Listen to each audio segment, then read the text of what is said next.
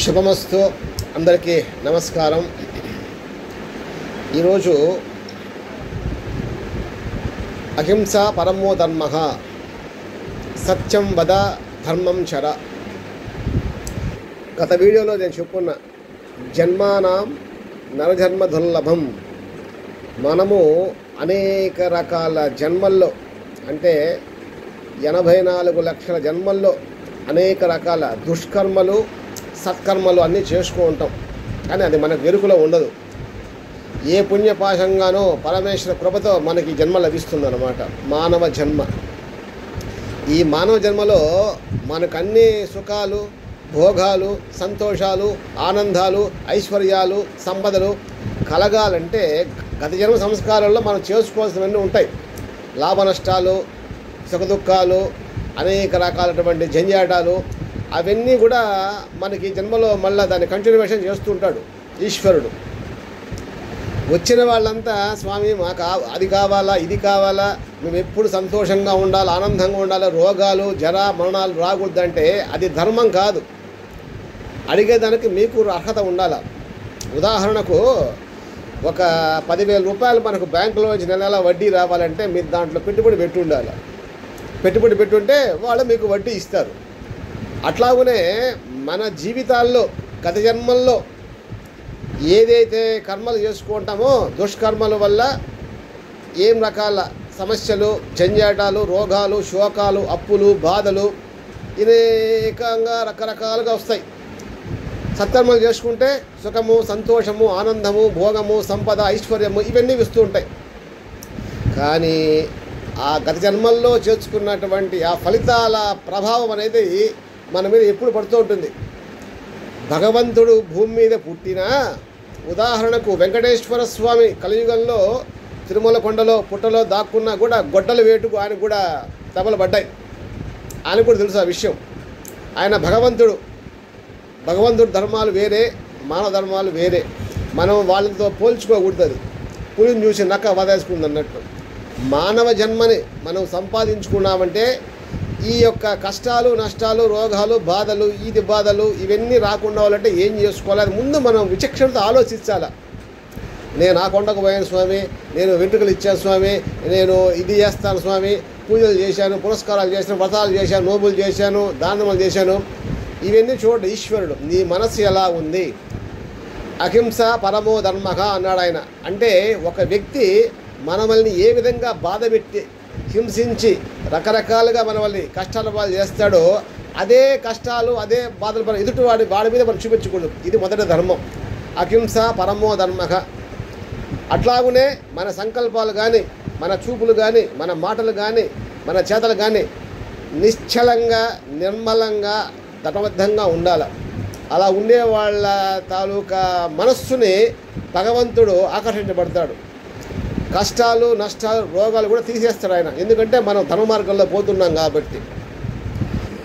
ఇంకొకటి ఏంటంటే ఈ నష్టాలు, బాధలు, రోగాలు, ఇతర జంజాటాలు వస్తున్నాయి అంటే దానికంతా మనం భయపడకూడదు, ఎదుర్కోవాలి ధైర్యంగా. చూద్దాం రా, నాకు భగవంతుడు అనుగ్రహం ఉంది, కృప ఉంది, నాకు ఈశ్వరుడు ఉన్నాడు. ఎందుకంటే కృతయుగం, త్రేతాయుగం, ద్వాపరయుగం, కలియుగం ఈ 4 యుగాల్లో కూడా ధర్మాలు మారుతూ ఉంటాయి. ఒక యుగంలో హోమాలు, ఒక యుగంలో తపస్సులు, జపాలు, ఇంకో యుగంలో ఇంకొకటి. కానీ ఈ కలియుగంలో మాత్రం నామస్మరణ, భగవన్ నామస్మరణ అత్యంత శ్రేష్టమైంది. మీకు ఇష్టం లేకపోయినా, ఇష్టం ఉన్నా, నాస్తికులైనా ఆస్తికులైనా. ఇంకొక విషయం, వీళ్ళకి సాక్ష్యాలు, ఆధారాలు కావాలా. నాస్తికులకి ఆ సాక్ష్యాలు, ఆధారాలు కావాలంటే దాన్ని కూడా మీరు మీ మనస్సు, మీ బుద్ధి దానికి ప్రచోదనం అయిపోయి ఉండాలి, దాని తగ్గట్టు ఉండాలి. సూర్యుని చూడగలుగుతామా కంటితో? అట్లాగనే భగవంతుడు చూడాలంటే ఈ కళ్ళు, నేత్రాలు చాలు, లోపల కళ్ళు తెరుచుకోవాలి, దానికి అనుష్ఠానం చేయాలి. ఎటువంటిది అంటే పాలల్లో నుంచి నెయ్యి కావాలంటే దానికి ఎన్ని ప్రాసెస్ చేయాలా. అట్లా మీ మనస్సును, బుద్ధిని కానీ మార్చుకుంటే మీకు ఏ రూపంలో యద్భావం తద్భవతి అనే విధంగా భగవంతుడు కృప కనిపిస్తాడు. మీరు నమ్మినంత మాత్రాన మీ మీద ద్వేషము, కోపం ఉంటుందంటే ఉండదు. మనమందరూ ఆయన బిడ్డలే. నాస్తికులు ఆయన బిడ్డలే, ఆస్తికులు ఆయన బిడ్డలే. ఆయన ఎవరి మీద కక్షలు, కార్పణ్యాలు, కుట్రలు, కుతంత్ర రాజకాలు ఉండవు. ఆయన ఒకటే, మన బిడ్డ ఎప్పుడు తెలుసుకుంటాడు అనేటువంటి ఒకే ఒక దృష్టిలో ఉంటాడు ఈశ్వరుడు.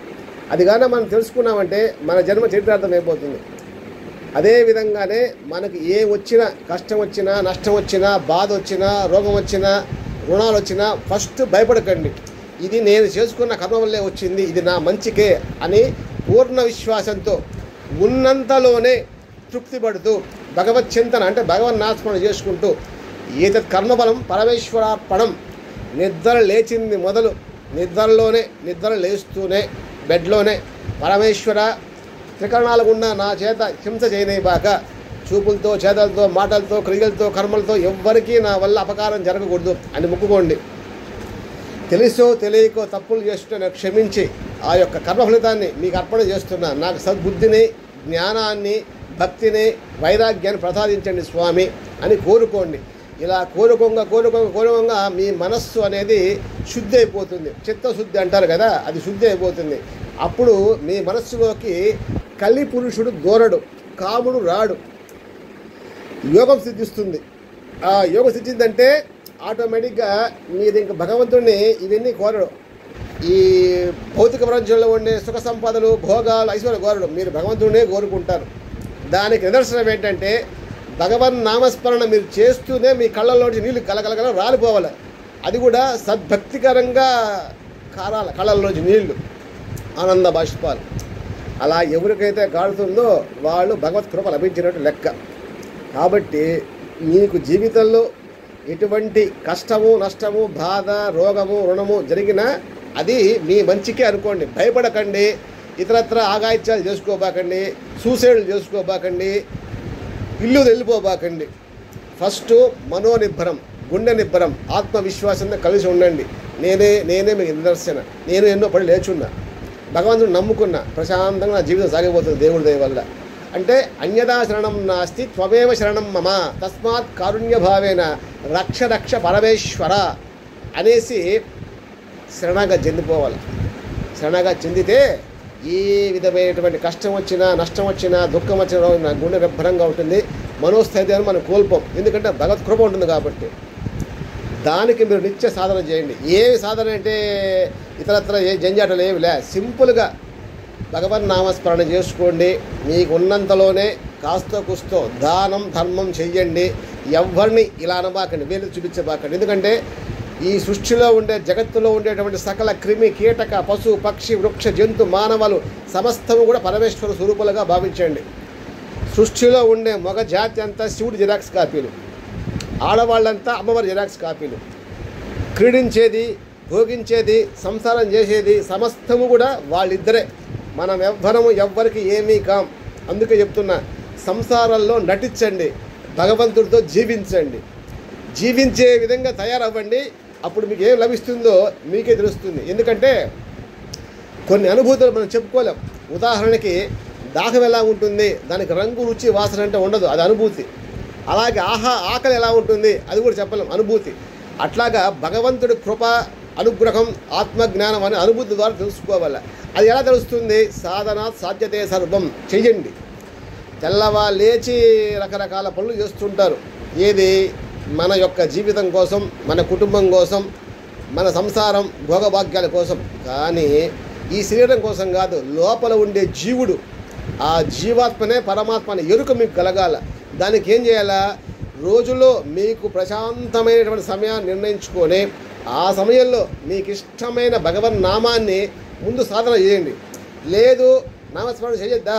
ప్రశాంతంగా కూర్చొని ఒక చోట మన మనస్సులో జరిగే సంకల్పాలు, వికల్పాలు గమనిస్తూ ఉండండి. కొద్దిసేపే నిలబడదు, మనసు ప్రశాంతంగా ఉండదు. అది దాని లక్షణమే అంతే. ఎప్పటికైనా సాధనలో మొదట్లో ఎవరిని మనస్థిరంగా కూర్చోబెట్టదు. సాధన చెయ్యంగా అప్పుడు ఒకనొక సమయంలో మీకు అది శుద్ధి ఏర్పడుతుంది, మనశ్శుద్ధి ఆటోమేటిక్గా మీకే తెలుస్తుంది. ఆ ఆనందంలో జడ సమాధి, భావ సమాధి, ఇంకా రకరకాల సమాధులు ఉన్నాయి, అవన్నీ మీకు వస్తుంది. ఆ సమాధి ఎలా ఉంటుంది స్వామి అంటే అది కూడా నేను చెప్పలేను. ఎవడి అనుభూతి వాళ్ళు పొందాల్సిందే. సత్యం ధానం అనంతం ఈశ్వరం అన్నాడు. ఎవడి అనుభూతి అది. ఉదాహరణకి అందరి రక్తము ఎర్రగా ఉందంటారు, ఎలమే.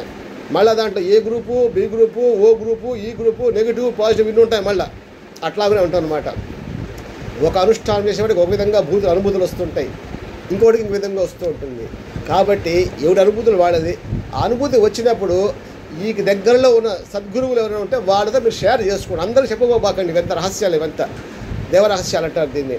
స్వామి ఇలాగ అనుభూతి వచ్చింది, దాని అర్థం ఏంటి, ఇలాగ దాంట్లో రకరకాలుగా ఉంటాయన్నమాట సబ్జెక్ట్స్. అది తెలుసుకోవాలంటే మీరు ముందు దీన్ని దిగందలో తెలియదు కదా.